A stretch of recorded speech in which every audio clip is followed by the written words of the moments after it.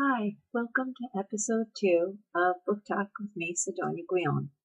Today I'm going to talk to you about the awesome young adult author, John H. Ames, who wrote the Surviving Elite High saga.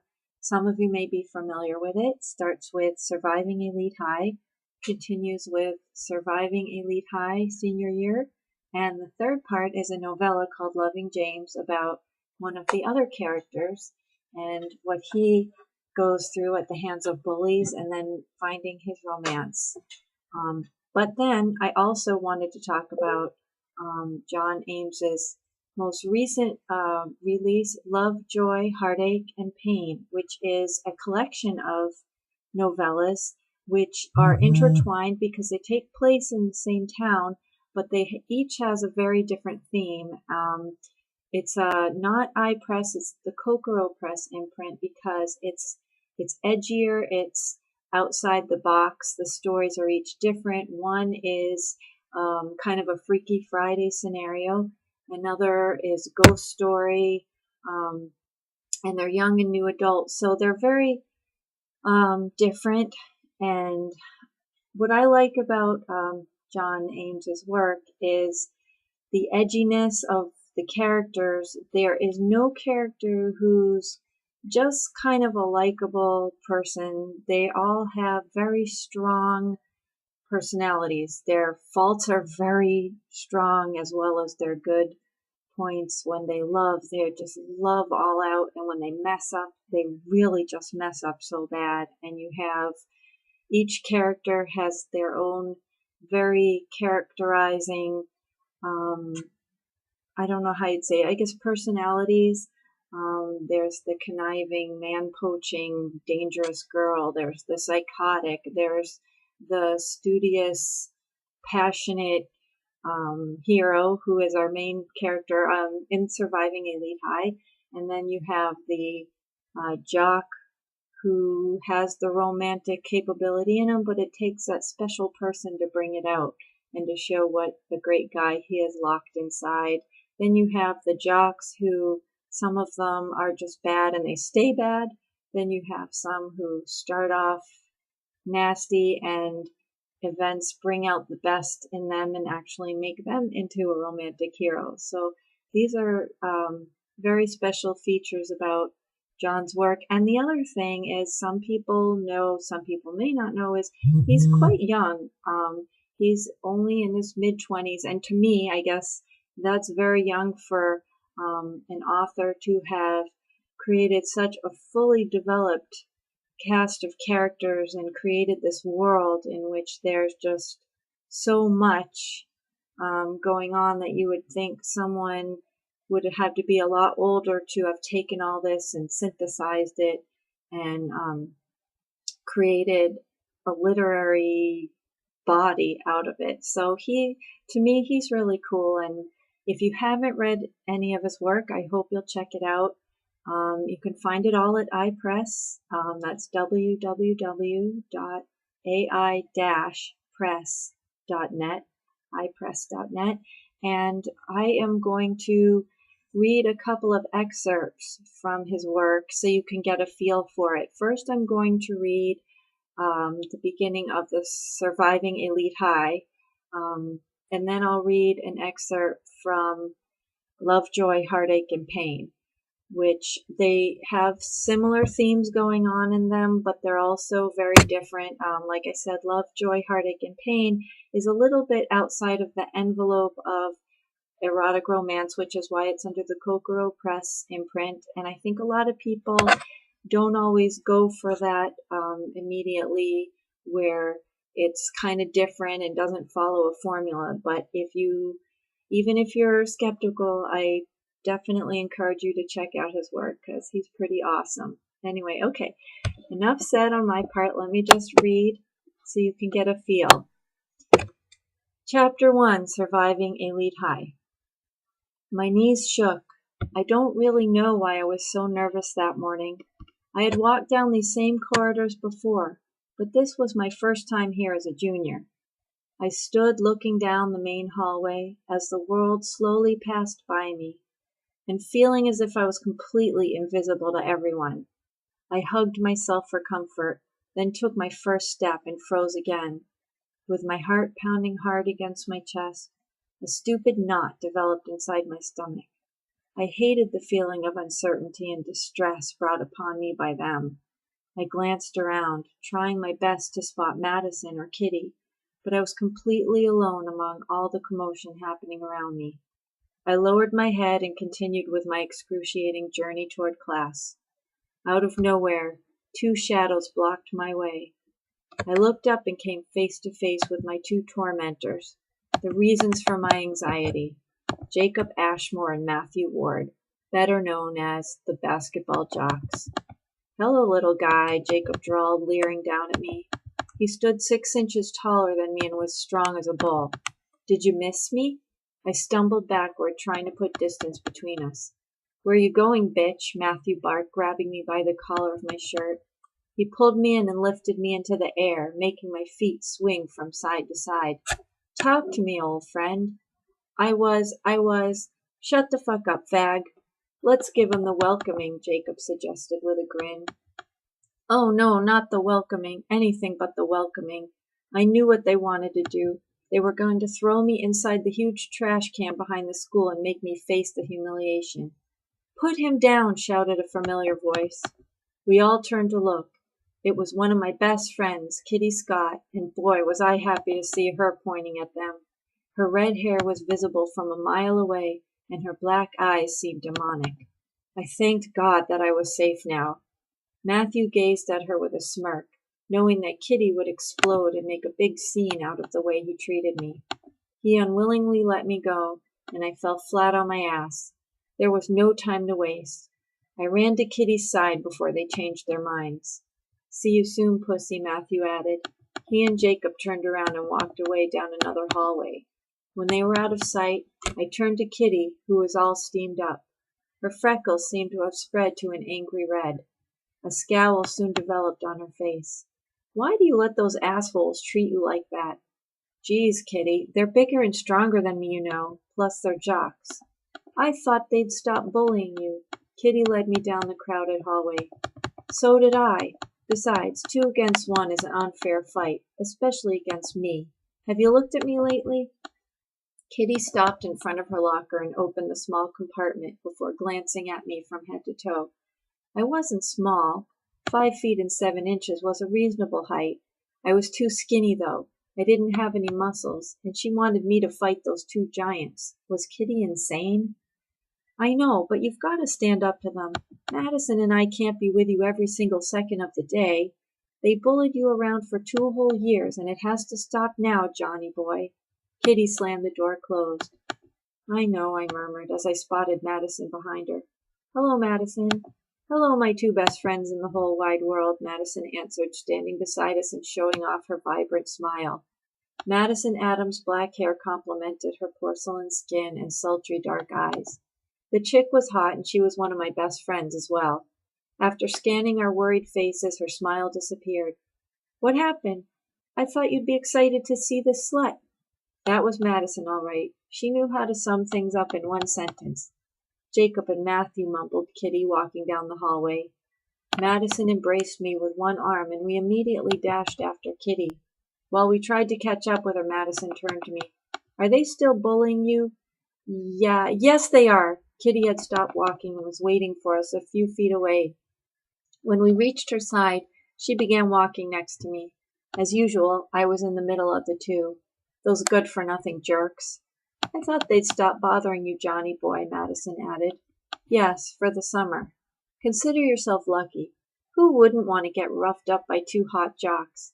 "Me for one, Madison," I answered. We walked into English class, and I sat in the first chair of the first row. Kitty sat beside me, and Madison sat behind her.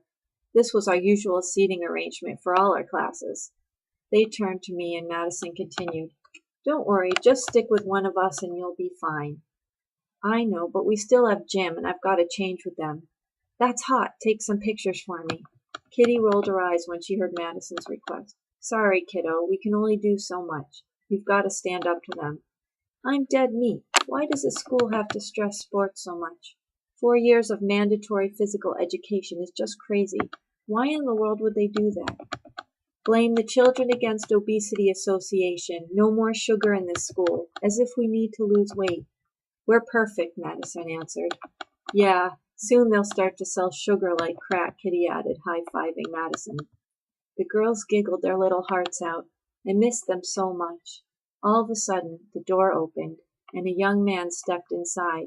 It was Nicholas Anthony Hawking, also known as Nick Wildhawk, captain of the elite Hawks. Girls had nicknamed him Nick Wildfuck because of his promiscuous nature. He was 6 feet tall with light tan skin, short dirty blonde hair, and crystal baby blue eyes. The guy was dreamy or walking sex. Well, that's what Madison always said. Nick was the most popular jock in school, the school's star quarterback and athlete extraordinaire. He was as perfect as they came. So, that's the introduction to Surviving Elite High. As you can see, they're setting up the romance between Nick and John, and it is toe-curling romance, I can promise you, because I read them, and I love those books.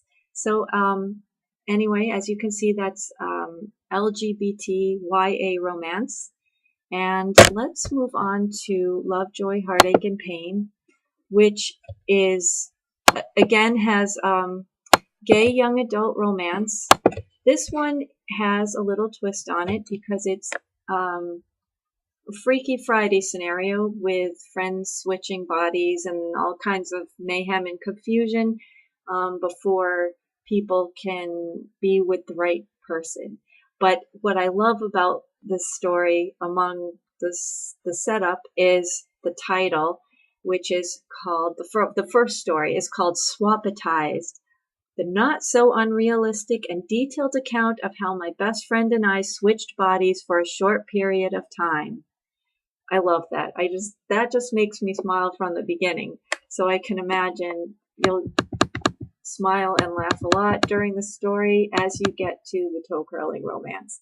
I'm going to read the opening scene, and I know you'll see similarities because there is jocks, bullying.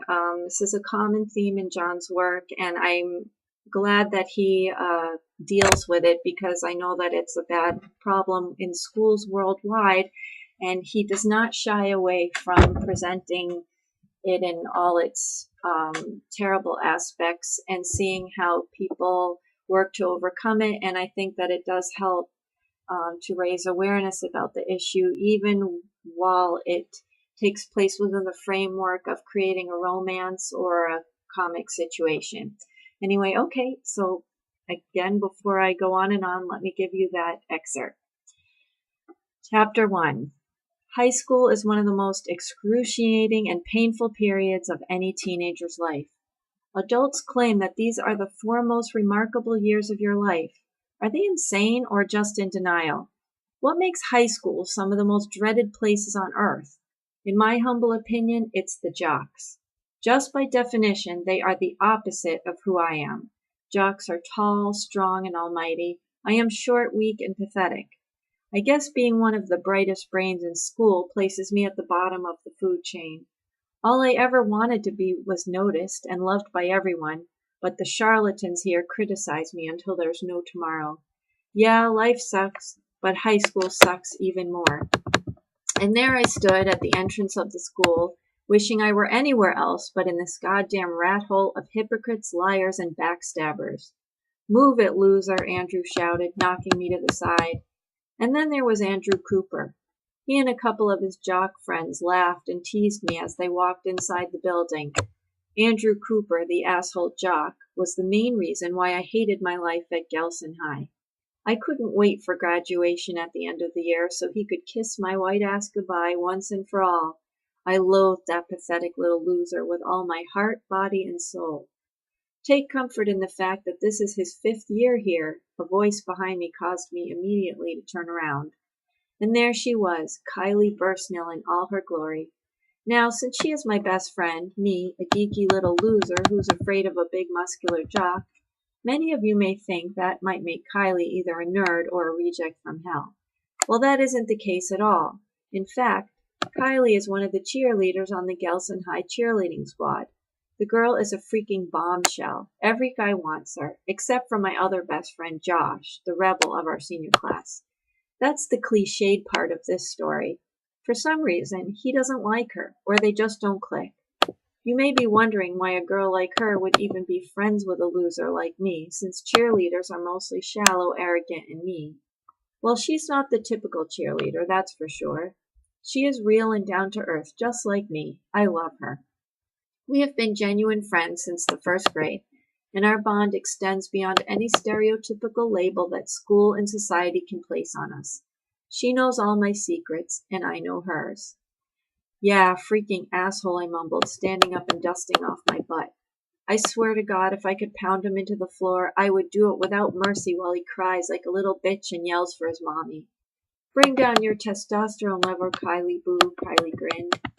Don't call me that in front of people. I don't like it, I protested as I followed her inside. I've told you a million times to call me Kyle at school. You can call me Kylie Boo in private. Well, that wouldn't be any fun, would it? Kylie playfully poked me with her elbow. Hey, Kylie Bombshell, Andrew shouted from the hallway. It's Bursnell, you bumbling idiot. Honestly, is your tiny brain an exact replica of your tiny penis? Kylie barked at him. A small chorus of oohs extended among his friends. I'd seen the look that followed on Andrew's face only a few times before, the look that said he truly felt like the idiot he was. We stopped in front of Kylie's locker, and she proceeded to open it. Oh, fuck my life. What day is today? Asshole day? She asked. Why's that? I scratched my head, slightly looking round. It's Luke again. Shenanigans! The minute the L and the U came together, my heart stopped, twisted, crawled into my stomach, and took a dump. Yes, a dump. I slowly glanced back. There he was, in all his manliness and awesomeness, Lucas Edward Johnson, the hottest guy on the face of the freaking planet, with his dirty blonde hair and blue puppy dog eyes. And no, he's not the secret gay guy in this story. That's me.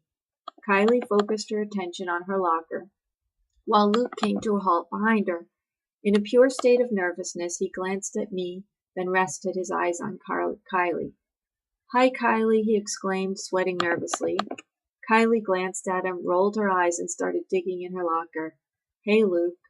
How was your summer? He asked. Good. Yours? Kylie replied, still not looking at him. Awesome. Tomorrow is the back-to-school dance, and Hey, Luke, Andrew called from the other side of the hallway. Luke turned in Andrew's direction and then rested his eyes on Kylie again.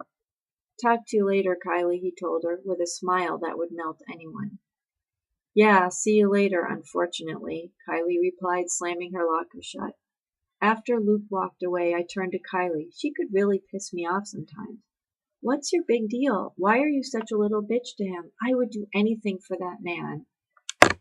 Okay, so that was the beginning of Love, Joy, Heartache, and Pain by John H. Ames, and that was the story Swapatized. Anyway, I hope you enjoyed it, and this was a very long installment of Book Talk with Sedonia Guillone. If you stayed through, I really appreciate it, and I hope you will come check out our website. Again, that's www.ai-press.net, ipress.net. Take care, and for the next episode of Book Talk, I think we are going to explore the spicy menage romances of the wonderful historical author Madeline Ellis. So until then, take care and bye-bye.